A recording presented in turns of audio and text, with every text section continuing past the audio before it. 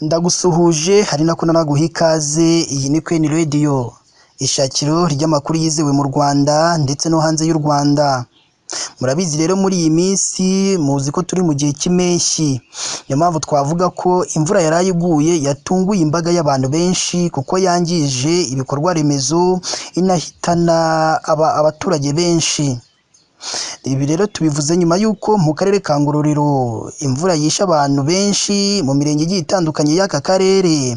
Ubuyobozi bw'akarere ka Ngororero bwahise butangaza ko imvura yaguye ku manywa yakomeje nijoro ku buryo abakubiswe n'inkuba bamenyekanye bwije, bugira n'icyo busaba abaturage. Uraza kumenya mbese abicwe n'imvura ni bangahe, mbese iyi mvura yaba yangije ibikorwa remezo bifite akahe gaciro. Icyo nkusabye nyabona nuko wadushyigikira ukareba munsi y'aya makuru yacu, urabona ijambo subscribe cyangwa se abone, utukandaho n'akazugira kaza nako gakandeho. Icyo gihe uzaba ushimangiye yuko ugiye kujya uba uwa mbere mu kubona amakuru ya Queen Radio tugenda tubagezaho umunsi ku munsi.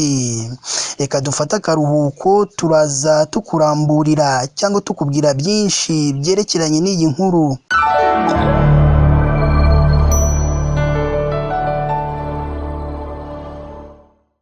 Reka nongere nguhe ikaze. Iyi ni Queen Radio, ishakiro ry'amakuru yizewe mu Rwanda ndetse no hanze y'u Rwanda.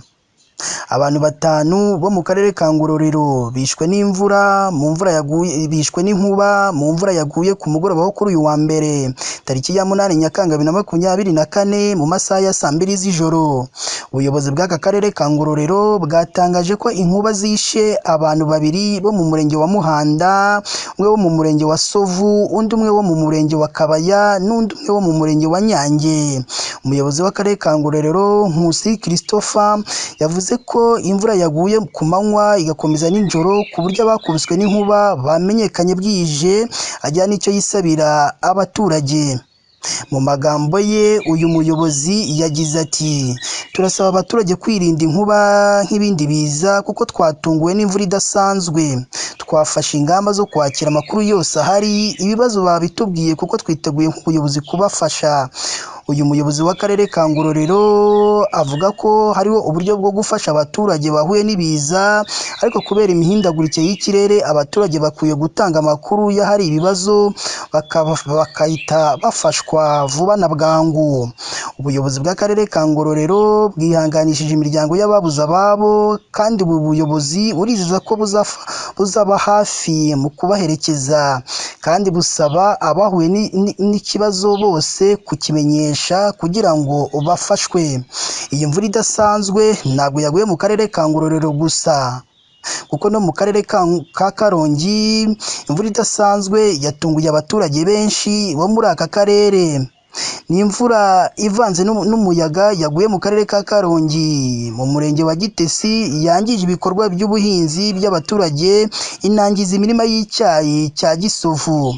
Ubuyobozi bw'aka karere ka Karongi bwatangaje ko imvura yaguye ku gicamunsi cyo kuri uyu wa mbere tariki ya 8 Nyakanga 2024 mu masaha ya saa 9 z'amanywa yangije imirima y'imyaka y'abaturage, yahise itangira kubarurwa ngo hamenyekane agaciro k'ibyangiritse.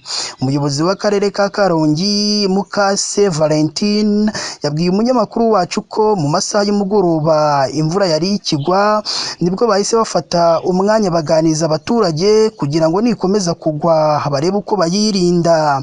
Mu magambo ye uyu muyobozi yagize ati, ubundi iki gihe ni igihe cy'izuba mu mpeshyi, nawe uzi ko imvura yagwa kuri buno buryo budasanzwe, niyo mpamvu twahakuye isomo rikomeye kuko kuko tugomba guhora twiteguye, kuko hano muri Karongi haba ibiza byinshi biterwa n'imvura birimo inkuba nyinshi. Turasaba abaturage nabo kuba maso bagahora biteguye, kuko natwe turi maso ngo turebe niba nta bindi bibazo byaba byangitse.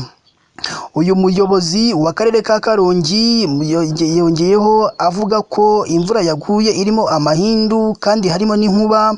Tuributsa abaturage bacu gukurikiza amabwiriza yo kwirinda inkuba, birinda kugama munsi y'ibiti, birinda no kureka amazi y'imvura no kurinda inzu zabo, kandi ufite ikibazo akatumenyesha tukaba twamufasha. Mukase avuga ko biteguye guhangana n'ibiza kuko hari ahantu hatatu hateganyijwe ho kwakira ababa bahuye n'ibiza, kandi hari n'ibikoresho by'ibanze birimo n'ubuvuzi biteganyijwe. Akanavuga ko hakomeje kubarurwa ibyangiritse ngo ahagaragaye ikibazo bafashwe. Usibye mu karere ka Karongi, iyi mvura biravuga ko yaguye no mu bindi bice bigiye bitandukanye by'igihugu. Nawe avuga ko iyi mvura yatunguye abaturage benshi cyane. Icyo nkusabye nuko wakora subscribe hano kuri Kenya Radio, kuko uzaza ubona amakuru meza kandi yizewe tugenda tubagezaho.